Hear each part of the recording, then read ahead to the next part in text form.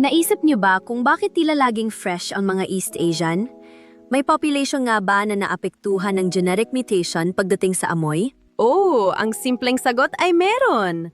At isa sa pinaka-common na halimbawa ay ang mga East Asian, tulad ng mga taga South Korea, Japan at China. Sila ay may kakaibang katangian na hindi makikita sa karamihan ng mga tao sa mundo.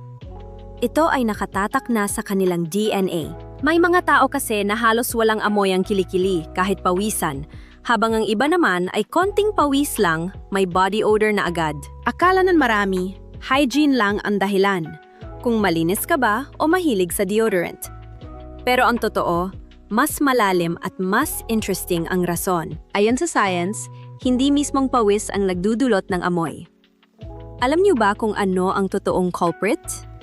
Ang bacteria sa ating balat. Kapag pinagpawisan tayo, lalo na sa underarms, may kasama itong proteins at fats.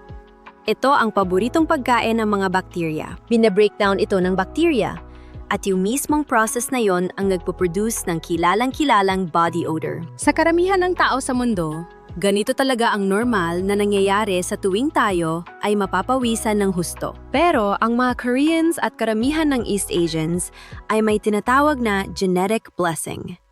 Sila ay may unique variant ng ABCC11 gene. Ang variation na ito sa ABCC11 gene ay nagbabago sa kung paano gumagana ang kanilang katawan sa loob ng libu-libong taon. Dahil sa gene na ito, ang kanilang apocrine sweat glands, na responsible sa mas malakas na amoy, ay hindi gaanong active o non-functional. Ibig sabihin, kaunti lang o halos walang inilalabas na proteins at fats ang kanilang pawis na makakain ng bakterya. Sa madaling salita, ang pawis nila ay parang tubig lang, walang amoy.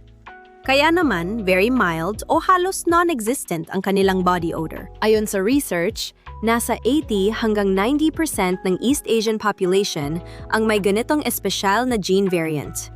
Napakataas na bilang nito. Hindi ito maliit na bagay. Sa katunayan, sa mga bansang ito, hindi ganoon kalaki ang demand para sa deodorant kumpara sa ibang bahagi ng mundo. Para sa kanila, ang paggamit ng deodorant ay hindi kailangan araw-araw dahil sadyang wala naman silang amoy na dapat itago. Kamangha-mangha ang science, di ba?